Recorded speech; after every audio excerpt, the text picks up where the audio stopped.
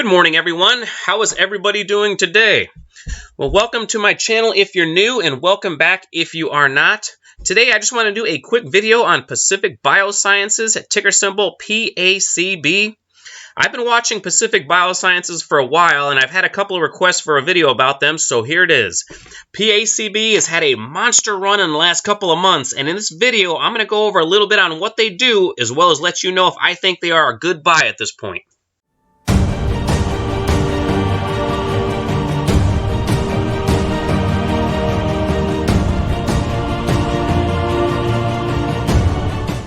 Now, before I get to the video, I just want to quickly say thank you to everyone who has already subscribed to my channel and for hitting the like button in previous videos. I really appreciate you doing that.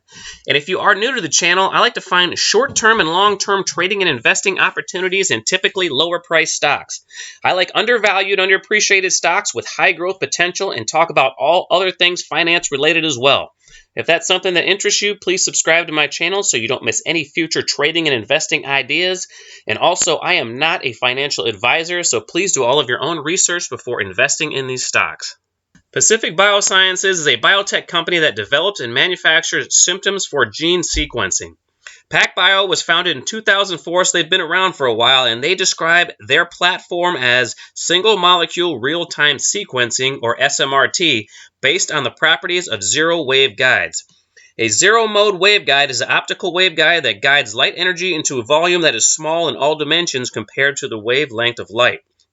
Zero-mode waveguides have been developed for rapid parallel sensing of zeptoliter sample volumes, and this is applied to gene sequencing. Now, in case you don't understand a word I just said, well, that makes two of us. This science isn't very easy to understand, but here is a short video from Pacific Biosciences that should make it a little bit easier to understand on how the technology works. Introducing the PACB Sequel II system, powered by single-molecule, real-time, or smart sequencing technology. Here's how smart sequencing works. First, from any sample type, ranging from viruses to vertebrates, DNA or RNA is isolated. Next, a SMRTbell library is created by ligating adapters to double-stranded DNA, creating a circular template. Primer and polymerase are added to the library that is placed on the instrument for sequencing. At the core of smart sequencing is the SMRT cell, which contains millions of tiny wells called zero-mode waveguides, or ZMWs. A single molecule of DNA is immobilized in the ZMWs, and as the polymerase incorporates labeled nucleotides, light is emitted. With this approach, nucleotide incorporation is measured in real time. With the Sequel II system, you can optimize your results with two sequencing modes. Use circular consensus sequencing mode to produce highly accurate long reads, known as hi-fi reads. Or use the continuous long read sequencing mode to generate the longest possible reads. Now, when it comes to genomic sequencing, there has been the short read side, which has been the most accurate and has been dominated by Illumina. But Pacific Biosciences has always focused on the long read side of sequencing, which gives you fewer pieces of the sequencing puzzle to put together. The problem with the long read side has been up to 100 times longer than the short read, thus providing a more complete picture of the genomic structure. However, the longer sequences, while potentially useful in solving assembling and finishing problems, produce single-pass sequence read errors with every 8th or 9th pass. Now, this is the game changer for Pacific Biosciences. To get around the base error problem, they worked with Dr. Schatz, an assistant professor at Cold Spring Labs, to develop a correction algorithm for the longer sequences generated by third-generation sequencers and an assembly strategy that uses short, high-fidelity sequences to correct the error in single-molecule sequences. They called this approach the hybrid error correction. So it seems Pacific Biosciences has created a product that combines the best of both worlds. Now, Dr. Schatz explained, the longer read lengths have fundamentally more information than the short reads. Infinite coverage with short reads simply won't be enough for solving complex regions, but just a few long reads in the right spots can solve this problem. Now, Illumina saw this coming and attempted to essentially buy out PACB for $1.2 billion in cash, but the deal fell through. Although at the time this was looked at as a negative for Pacific Biosciences, it looks to have been a blessing in disguise because their market share has been growing rapidly. Now, I currently don't own any Pacific Biosciences, but I do have a small position in Illumina.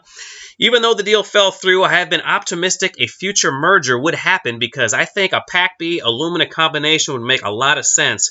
But with every passing month, I'm losing hope a deal gets done. And with how poorly Illumina stock has done lately, I might have to reevaluate the position and maybe trade them out for Pacific Biosciences. And to make it worse, Illumina, as part of the merger agreement falling apart, had to pay PACB a termination fee of $98 million, which made PACB an even stronger competitor. Now, if you want to participate in the genomic revolution, which should continue to be strong for the next 10 years at least, but you don't understand it very well, there is the ARK Invest Genomic Revolution Exchange Traded Fund, which is very popular these days. The ticker symbol is ARKG. And if you go over to the holdings page on their website, you can see Pacific Biosciences is the number 3 holding in this fund. Now, I don't check the holdings in this fund very often, but I know the last time I did, Illumina was much higher than number 14, and Pacific Biosciences was much lower than number 3 on this list. So ARK seems to be losing faith in Illumina as well. All right, everybody, right here we have the current daily chart of Pacific Biosciences. We are down just a little bit today, but as you can see, we are up substantially from early August. It had this little consolidation pattern right here, but then it gapped up, broke out of it, pulled back to the 8-period exponential moving average, and then it gapped up again and hasn't looked back. Now, it did break through that 8-period exponential moving average right here and then found support at the purple line, which is the 21-period exponential moving average, but that catapulted it back up above the white line, and it hasn't looked back since. Now, like I said before, I am not an owner of this stock at the moment, but I wouldn't mind to be on a pullback, and I think we might get it soon. Let me back this chart out a little bit here. I think we are at some long-term resistance right now. And this might be enough because the stock is overextended to bring it back down. Let me get rid of this box real quick, and I will show you the level that I would strongly consider buying at. Let me put the Fibonacci tool on the chart. From the low in March up to the top that it just made. And I would like to be a buyer at this 38.2% retracement area. So if it would pull back into this area, I think this would be a decent place for me to enter. If I back the chart out a little bit more, we can see that this is also an area that should offer up some long-term support. If I zoom back in, maybe by then this blue line, which is the 50-period simple moving average, might have risen into this level, and that could also offer up some support. This area is all the way down around 650. We're at 860 currently, so that is a lot to ask, but I like to buy stocks on deep pullbacks. Let me get this stuff out of here real quick, and then I'll go back out to the weekly chart. It's usually easier to see long-term support and resistance on the weekly chart when you got to go back several years. But if I draw this current box right now, you can see a lot of shares a few years ago were churning in this area. And the longer resistance and support areas are farther out, the weaker they are, in my opinion. So this is a little sketchy, but I think because the stock is overextended, this could offer up some resistance and knock it down so I could enter it. But the stock has been very strong. I mean, it could easily blast right through this area, and then I'll have to wait for another support area. But if I zoom in back to the daily chart, this area should offer some pretty good support.